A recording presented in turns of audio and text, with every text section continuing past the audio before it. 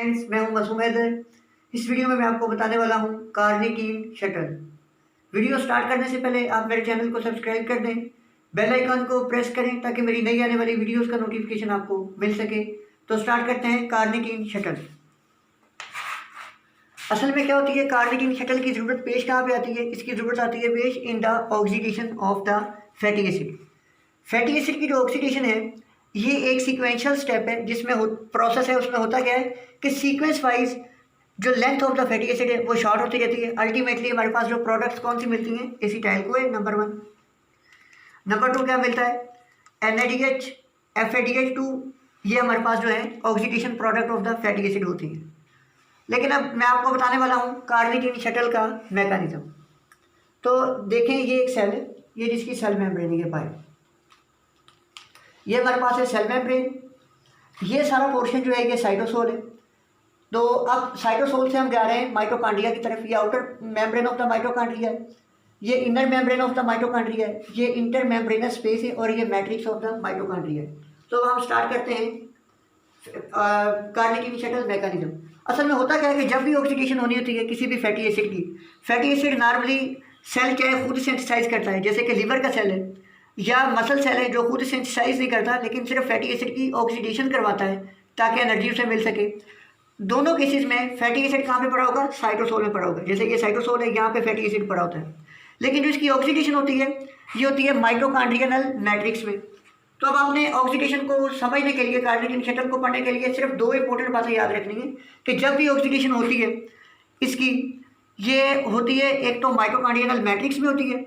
इसके लिए हमें क्या करना पड़ता है? एक तो फैटी एसिड को साइटोसोल से माइटोकॉन्ड्रियल मैट्रिक्स में ट्रांसपोर्ट करना है। दूसरा हमने काम क्या करना है कि जब भी फैटी एसिड की ऑक्सीडेशन होती है तो सिंपल फैटी एसिड ऑक्सीडेशन में एंटर नहीं हो सकता। ये एक्टिवेटेड फॉर्म में फैटी एसिड हमेशा ऑक्सीडेशन के प्रोसेस में एंटर होता है।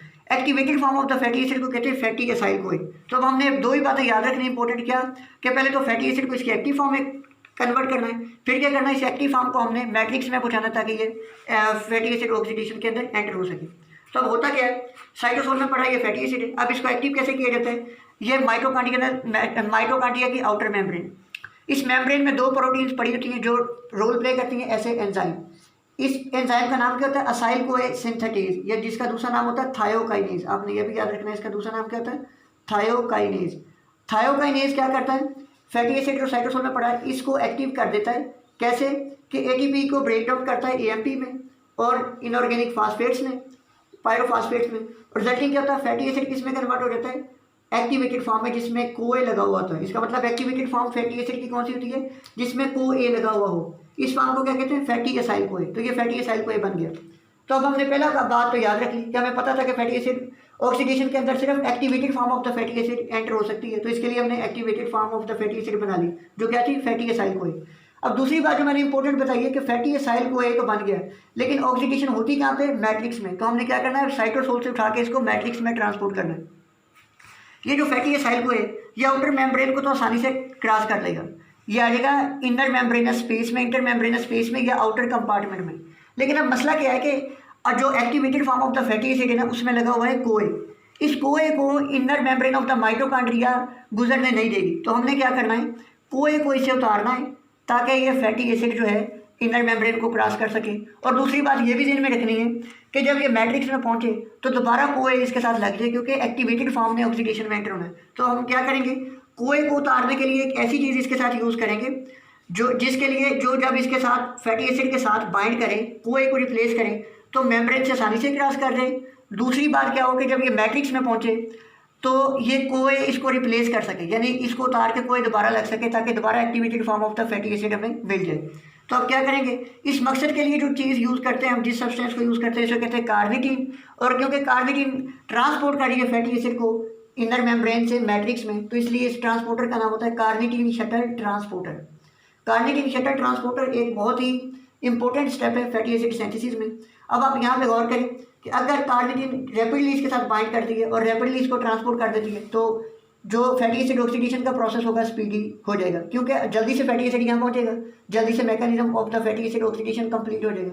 अगर ये देर लगाती है तो सारा फैटी एसिड ऑक्सीडेशन का प्रोसेस जो रहेगा स्लो हो जाएगा। इसका मतलब ये स्टेप है फैटी एसिड ऑक्सीडेशन का, और ये क्या है, regulated step, most regulated step of the fatty acid oxidation. तो अब हमने करना क्या है कि ये जो असाइल को एक्टिव फॉर्म थी फैटी एसिड की, ये हमारे पास आ गई इंटरमेम्ब्रेनस स्पेस में, कार्निटीन आती है, ये कोई पोर्शन जो है हम इसका अलग कर देते हैं और इसकी जगह पे ये क्या लगा देते हैं, कार्निटीन लगा देते हैं। जब कार्निटीन लग जाती है तो रिजल्टिंग प्रोडक्ट हमारे पास क्या बन जाती है, जो पहले असाइल को ए था अब वो बन गया असाइल कार्निटीन और कोई पोर्शन रिलीज हो गया। अब मेम्ब्रेन में क्योंकि इसमें कोई नहीं है तो अब ये आसानी से मेम्ब्रेन को क्रॉस कर सकता है। तो एक एंजाइम यूज होता है जो कि inner membrane of the mitochondria में पड़ा होता है, इसका नाम होता है ट्रांसलोकेज, असाइल कार्निटीन ट्रांसलोकेज, जो क्या करता है असाइल कार्निटीन को इनसाइड मूव करवाता है और फ्री कार्निटीन को आउटसाइड मूव करवाता है।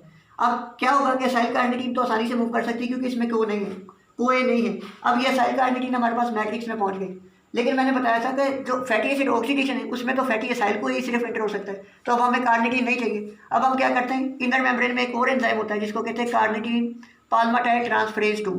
ये क्या करता है, इसमें से कार्निटीन को रिमूव करता है और कोई इसके साथ दोबारा लगा देता है, जिससे कार्निटीन फ्री अलग हो जाती है और रिजल्टिंग जो फैटी एसिड था असाइल कार्निटीन वो किस में ट्रांसफर हो जाती है, फैटी असाइल कोए में। जब ये फैटी असाइल कोए बन गया, ये कार्निटीन जो अलग हुई है ये बाहर मूव कर जाएगी by the with the help of the enzyme translocase, और ये जो फैटी असाइल कोए, अब दो काम हमने कर लिए कि एक तो एक्टिवेटेड फॉर्म में भी पड़ा हुआ है और दूसरा हमने इसको क्या से साइटोसोल से उठा के मैट्रिक्स में ट्रांसपोर्ट कर दिया। अब ये आराम से फैटी एसिड ऑक्सीडेशन में एंटर हो सकता है। अब मैं आपको बताने वाला हूँ कार्निटीन जो है शटल इंपॉर्टेंट कंपोनेंट है, इसके सोर्सेज क्या क्या हो सकते हैं। अब ये मेजर सोर्सेज जो इसके होते हैं ना, ये हम लेते हैं डाइट से। डाइट में खास तौर पे क्या होता है, मीट प्रोडक्ट्स इसमें होती है। उसके अलावा सर्टेन अमाइनो एसिड जैसे कि मेथियोनिन और लाइसिन वगैरह, इनके मेटाबॉलिज्म से हम जो है कार्निटीन को सिंथेसाइज कर सकते हैं। तीसरा जो इम्पोर्टेंट मैकेनिज्म है वो होता है एंडोजिनस सिंथेसिस। इसमें क्या होता है कि हम एंजाइमेटिक पाथवे यूज़ करते हैं बॉडी के अंदर, पार्टिकुलरली कौन कौन से, लीवर और किडनी। लीवर और किडनी एंजाइमेटिक पाथवे के थ्रू कार्निटीन को सिंथेसाइज कर सकते हैं। 97% जो है कार्निटीन जो है ये स्केलेटल मसल में होती है, 97% इन द स्केलेटल मसल। ये एक इम्पोर्टेंट एमसीक्यू है, ये मैंने आपको बताए हैं सोर्सेज ऑफ द कार्निटीन। अब बात कर लेते हैं कुछ इनहिबिटर्स ऑफ द कार्निटीन की। इनहिबिटर ऑफ कार्निटीन कौन कौन से होते हैं, एक सब्सटेंस है मेलानाइल कोए, ये जो है inhibitor of the carnitine shuttle होता है। कार्निटीन शटल का इनहिबिटर कैसे होता है ये कि ये इनहिबिट कर देता है कार्निटीन पाल्माटाइल ट्रांसफरेज 1 को। कार्निटीन पाल्माटाइल ट्रांसफरेज 1 जो है ये करता क्या था कि जब फैटी असाइल कोई आता था तो हमें पता था कि ये जो हमारे पास है आउटर मेम्ब्रेन, ये इनर मेम्ब्रेन, ये मैट्रिक्स, यहाँ पे लॉन्ग चेन फैटी एसिड जब पड़ा था एक्टिवेटेड फॉर्म में, इसकी एक्टिवेटेड फॉर्म कौन सी थी, फैटी असाइल कोए, इसमें कोए था। हमने इस कोए को रिमूव करना था, इसकी जगह पे हमने इसको रिप्लेस कर दिया था कार्निटीन से और इस रिएक्शन को कैटालाइज किया था कार्निटीन पाल्माटाइल ट्रांसफरेज 1 ने। अगर इसको इनहिबिट कर दिया जाएगा तो ये कोई पोर्शन जो है कार्निटीन से रिप्लेस नहीं होगा, और हमें पता है कि इनर मेम्ब्रेन तो कोई को वैसे नहीं गुजरने देती, जिसकी वजह से लॉन्ग चेन फैटी एसिड है आउटर कंपार्टमेंट में पड़ा रहेगा, जबकि ये मैट्रिक्स में इनर मेम्ब्रेन क्रॉस करके नहीं जा सकेगा, जिसकी वजह से क्या हो जाएगा, लॉन्ग चेन फैटी एसिड की ऑक्सीडेशन क्या हो जाएगी, इम्पेयर हो जाएगी। अब बात कर लेते हैं कुछ defects of the carnitine shuttle. Carnitine shuttle में बेसिकली क्या क्या चीज़ें इन्वॉल्व थी, एक तो कार्निटीन थी जो कोई को रिप्लेस करी थी, दूसरा इस प्रोसेस को स्पीड अप करने के लिए दो एंजाइम यूज हो रहे थे, कार्निटीन पाल्माटाइल ट्रांसफरेज 1 एंड 2। अब जब भी ये सिस्टम पूरा कार्निटीन शटल का डिफेक्ट होगा, इसमें किस दो लेवल पे हो सकता है, एक तो कार्निटीन ही ना अवेलेबल हो तब भी ये शटल जो है वर्क नहीं कर सकती प्रॉपर, दूसरा क्या है कि कार्निटीन अवेलेबल हो लेकिन एंजाइम है इनमें डिफेक्ट हो जाए, जिसकी वजह से रिएक्शन स्पीड अप ना हो जल्दी, जिसकी वजह से क्या हो सकता है कि शटल डिफेक्टिव हो सकती है। तो अब कार्निटीन की डेफिशिएंसी कैसे हो सकती है, क्योंकि मैंने बताया था कार्निटीन बेसिक लेते हैं डाइट से। अब बात क्या होता है कि एक मेम्ब्रेन जो है, जैसे कि ये हमारे पास पड़ा हुआ है एक सेल कार्डियक मसल का, अब ये फुली डिपेंडेंट होते हैं डाइटरी कार्निटीन पे, क्योंकि ये लीवर और किडनी की तरह अपनी कार्निटीन सिंथेसाइज नहीं कर सकते। अब इसकी मेम्ब्रेन के अंदर एक ट्रांसपोर्टर होता है जो कार्निटीन को इनसाइड ट्रांसपोर्ट करवाता है। बात क्या होता है कि ये जो मेम्ब्रेन का ट्रांसपोर्टर है, ये मैं इसको रेड से शो करवा देता हूँ, ये देखिए ये ट्रांसपोर्टर है, ये कार्निटीन को जो मेम्ब्रेन से जो अपने से गुजार के सेल के अंदर गुजार रहा था कार्निटीन को, बात क्या हो जाता है इस मेम्ब्रेन ट्रांसपोर्टर में डिफेक्ट आ जाता है, जिसकी वजह से कार्निटीन की एब्जॉर्प्शन हो जाती है डिक्रीज, तो इस वजह से कार्निटीन की डेफिशिएंसी हो सकती है। और बात क्या होता है कि किडनी के लेवल पे कोई डिजीज़ है, रीनल डिजीज़, जिसकी वजह से क्या हो गया, कार्निटीन एक्सक्रीशन इंक्रीज हो गई। इसके अलावा क्या हो सकती है काज डेफिशिएंसी की, कि ड्रग्स हमने कोई यूज़ की, जैसे कि वेल्पेरिक एसिड एंटी सीजर ड्रग है, एंटी एपिलेप्टिक ड्रग, ये ड्रग क्या करती है, एब्जॉर्प्शन ऑफ द कार्निटीन को कम करती है, एक्सक्रीशन को बढ़ाती है, जिसकी वजह से अल्टीमेटली कार्निटीन डेफिशिएंसी होती है। या प्राइमरी कार्निटीन डेफिशिएंसी होती है लिवर डिजीज में, क्योंकि ये लिवर में सिंथेसाइज होती है। अगर लिवर ही नहीं हमारा प्रॉब्लम वर्क कर रहा प्रॉपर, तब भी कार्निटीन सिंथेसाइज ही नहीं होगी। और जो लास्ट इंपॉर्टेंट बात है आपने ये याद रखनी है, defect in the synthesis of the fatty acid. अब डिफेक्ट में क्या होता है, लेट्स सपोज यहाँ पे देखें हमारे पास कार्निटीन आई, ये बाइंड कर गई फैटी असाइल को ए के साथ। जब ये इसके साथ बाइंड की तो रिजल्टिंग प्रोडक्ट हमारे पास क्या बनी थी, असाइल कार्निटीन। असाइल कार्निटीन हमारे पास रिजल्टिंग प्रोडक्ट थी। अब अगर असाइल कार्निटीन आगे वाले जो एंजाइम है जो असाइल कार्निटीन को मैट्रिक्स में पहुंचाते थे और मैट्रिक्स में फिर आगे ऑनवर्ड प्रोसेस चलता था, अगर उनमें डिफेक्ट हो गया है, यानी कि फैटी एसिड सिंथेसिस के नेक्स्ट स्टेप जो है वो डिफेक्टिव है, तो असाइल कार्निटीन तो बनेंगे, लेकिन आगे क्योंकि ये फैटी एसिड सिंथेसिस में नहीं जा रही, जिसकी वजह से अल्टीमेटली क्या होगा, असाइल कार्निटीन का लेवल बॉडी में बढ़ना शुरू हो जाएगा। जब असाइल कार्निटीन का लेवल प्लाज्मा में बढ़ेगा तो क्या होगा, ये एक्सक्रीशन इसकी स्टार्ट हो जाएगी थ्रू द किडनीज। जब ये यूरिन में असाइल कार्निटीन की एक्सक्रीशन बढ़ेगी तो असाइल कार्निटीन की फॉर्म में ये जो कार्निटीन है ये भी यूरिन में एक्सक्रीट होना शुरू हो जाएगा, जिसकी वजह से अल्टीमेटली क्या हो जाएगी, कार्निटीन की डेफिशिएंसी हो जाएगी। तो इस तरह कार्निटीन डिफेक्ट हो सकती है। और दूसरी इंपॉर्टेंट बात क्या हो सकती है कि कार्निटीन पाल्माटाइल ट्रांसफरेज 1 या 2 इनमें म्यूटेशन हो गई है, प्रॉपर वर्क नहीं कर रहे, तो कार्निटीन शटल इम्पेयर हो सकती है। अब इम्पेयर होने की वजह से होगा क्या कि फैटी एसिड जिसकी ऑक्सीडेशन कंप्लीटली होनी थी तो हमारे पास बना था एसिटाइल कोए और हमें एनर्जी मिली थी।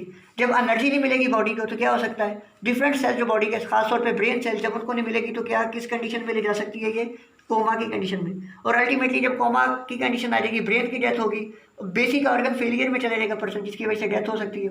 और क्या हो सकता है कि हमें पता है कि फैटी एसिड ऑक्सीडेशन के बाद एसिटाइल को बनता था, जिसको हम बाद में वेरियस प्रोसेसेस के थ्रू ग्लूकोज सिंथेसाइज करते थे, लेकिन जब ये इम्पेयर हो गई तो हम ग्लूकोज सिंथेसाइज नहीं कर सकेंगे, जिसकी वजह से क्या हो जाएगा, सीवियर हाइपोग्लाइसीमिया होगा। लेकिन अब अगर कार्निटीन शटल प्रॉपर नहीं है तो इसकी वजह से जो डिफेक्ट्स आ रहे हैं उनको हम ट्रीट कैसे करेंगे, रिस्ट्रिक्ट फैटी डाइट। कि हम पर्सन को कहेंगे फैटी डाइट ले ही नहीं, क्योंकि ऑक्सीडेशन तो आगे नहीं हो रही, फैटी एसिड ब्रेक डाउन हो ही नहीं रही, तो हम उसको कहेंगे फैटी डाइट ले ही दो। दूसरा हम कहेंगे कार्बोहाइड्रेट डाइट पे गुजारा करें। इसकी वजह से क्या होगा कि एक तो फैटी एसिड का लेवल बॉडी में कम होगा, दूसरा जो हाइपोग्लाइसीमिया है वो कार्बोहाइड्रेट डाइट की वजह से कुछ कंपनसेट हो जाएगा। तीसरा क्या है कि मीडियम चेन फैटी एसिड देंगे, कि अव्वल तो उसको कहेंगे फैटी एसिड डाइट में लेना, अगर लेना है तो medium chain fatty acid diet में ले लें। उसकी वजह ये होती है कि कार्निटीन सिर्फ रिक्वायर होती है लॉन्ग चेन फैटी एसिड के लिए, शॉर्ट चेन और मीडियम चेन तो वैसे भी आसानी से गुजर जाते हैं, उनकी फैटी एसिड उनकी जो ऑक्सीडेशन है वो इस पर डिपेंड नहीं करती, तो आसानी से इसको कह सकते हैं। तो ये था सारा कार्निटीन शटल मैकेनिज्म। अगर आपको इसके बारे में कोई क्वेरी हो तो आप मुझे कमेंट सेक्शन में बता सकते हैं। Thank you very much.